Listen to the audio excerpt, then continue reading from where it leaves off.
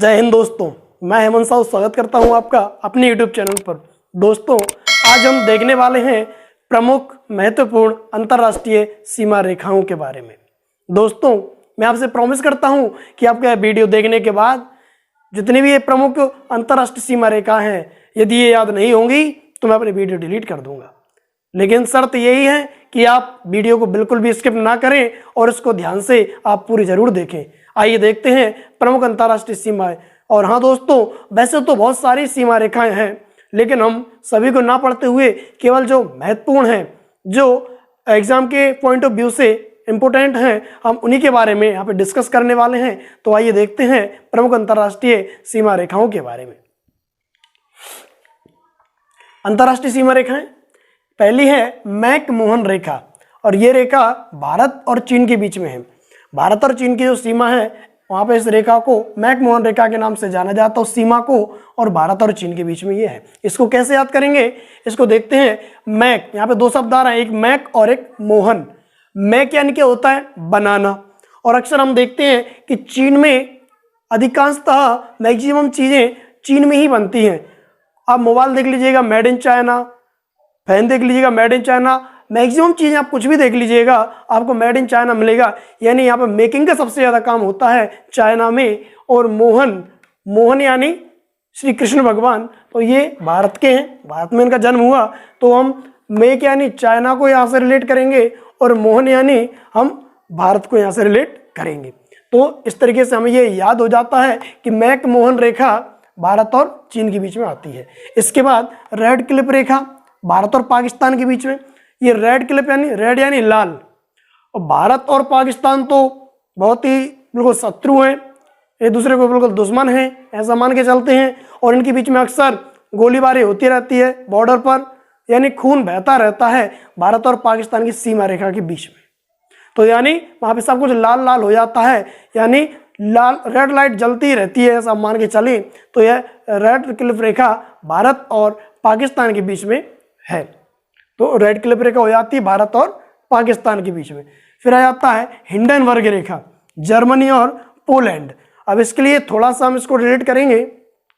मान लीजिएगा कोई बच्चा है और वो ऐसे जमीन पे खेल रहा है, अच्छे कपड़े पहन करके खेल रहा है, और मिट्टी में खेलते खेलते उसके कपड़ों में जर्म लग जाते हैं। यहाँ पे एक शब्द है पोलैंड। लैंड यानी क्या हुआ, ये धरती है। धरती यानी हम उसको मिट्टी से रिलेट करेंगे।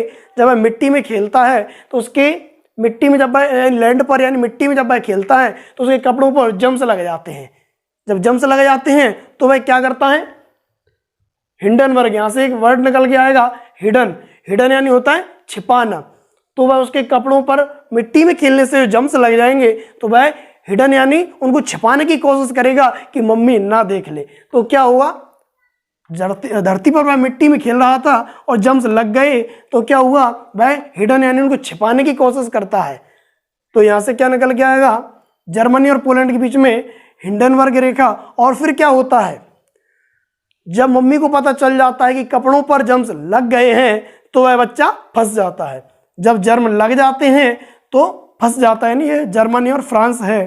तो जर्मनी यानी जम्स लग जाते हैं, और जब माँ को पता चलता है तो वह बच्चा फंस गया। और तभी पता चला कि घर पे मम्मी ने मैगी बनाई है, और मम्मी कहती है कि तूने कपड़ों पर क्या हुआ, जम्स लगा लिए हैं, तो उसको मैगी नहीं मिलेगी। तो यहाँ पे हमने रिलेट किया, हिंडनबर्ग रेखा जर्मनी और पोलैंड के बीच में है, और मैगी नॉट रेखा जर्मनी और फ्रांस यानी यहाँ से देखा फंस गया वो, है ना, इस तरीके से। इसके बाद आएगा 38वीं समानांतर रेखा, उत्तरी कोरिया और दक्षिणी कोरिया। अब इसको देखते हैं। उत्तरी कोरिया और दक्षिणी कोरिया बिल्कुल लगे हुए दो देश हैं। और उत्तरी कोरिया यानी किम जोंग जो तानाशाह है, इन दोनों देशों के बीच में बिल्कुल 36 का आंकड़ा चलता ही रहता है। जिस दिन तानाशाह के माइंड में जो भी करने के लिए आ गया वह वही कर देता है। यानी उसका जो पड़ोसी देश दक्षिण कोरिया है वह बिल्कुल परेशान है उससे। यानी इन दोनों के बीच में 36 का आंकड़ा चलता ही रहता है। तो 36 का आंकड़ा कितने देशों के बीच में, दो देशों के बीच में, 36 और 2 38। तो यहाँ पे हो जाएगा ये 38वीं समानांतर रेखा है उत्तरी कोरिया और दक्षिणी कोरिया के बीच। इसके बाद 49वीं समानांतर रेखा यूएसए और कनाडा के बीच में। ये बिल्कुल सिंपल है। यहाँ पे ये यू है, यूएसए का हम यू ले लेते हैं, कनाडा का हम सी ले लेते हैं। तो देखिएगा आप, यू यदि मैं ऐसा लिखता हूँ और इसको ऐसा करूँगा तो ये 4 बन जाएगा, और कनाडा को यदि हम ऐसा लिखेंगे और इसको ऐसे करके मिलाएंगे तो ये आपका 9 बन जाएगा। तो ये 49 यानी 49। एक बार और देखिएगा, यदि ये यूएसए का यू देख लेते हैं और यू को यदि मैं ऐसा कर देता हूँ तो ये क्या बन जाएगा, 4 बन जाएगा। और कनाडा का सी है, इसको ऐसा करूंगा तो ये 9 बन जाएगा। तो ये 4 ये 9 यानी 49। 49 यानी 49वीं समानांतर रेखा यूएसए और कनाडा के बीच में आती है। इसके बाद मैन रहीम रेखा रूस और फिनलैंड। रूस और फिनलैंड ऐसे दो देश हैं जहाँ पर अक्सर बर्फ गिरती रहती है, यानी हिमपात होता रहता है। हिम यानी बर्फ गिरती रहती है। तो सबसे बर्फ कहाँ पर गिरती रहती है, रूस और फिनलैंड।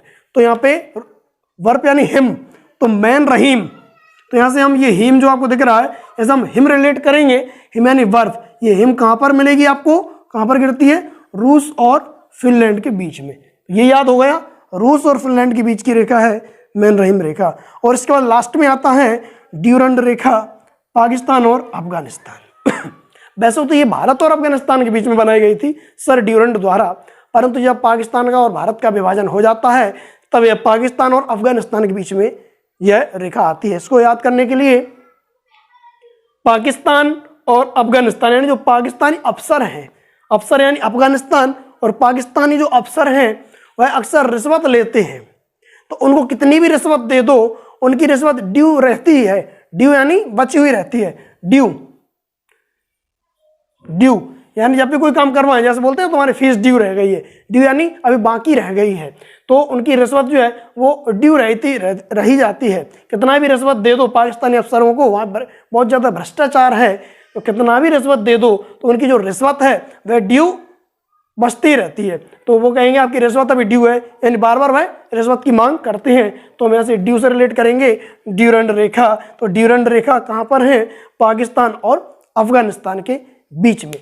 दोस्तों, ये हमने अंतर्राष्ट्रीय सीमा रेखाओं के बारे में एक छोटी सी ट्रिक के माध्यम से इनको हमने याद करने का प्रयास किया। यदि आपकी यह वीडियो अच्छी लगती है तो प्लीज़ आप इसको लाइक भी करें, और चैनल को यदि आपने सब्सक्राइब नहीं किया है तो इस चैनल को भी आप सब्सक्राइब करें, और ज़्यादा से ज़्यादा अपने दोस्तों में इसको आप शेयर करें।